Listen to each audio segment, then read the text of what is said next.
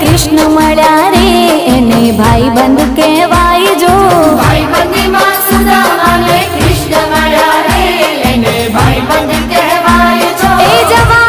જવાનીમાં ફેર છે રે જવાની કોને કહેવાય જો જવાનીમાં ફેર છે રે જવાની કોને કહેવાય જો જવાનીમાં મીરાબાઈને હરી મળ્યા રે એને જવાની કહેવાય જો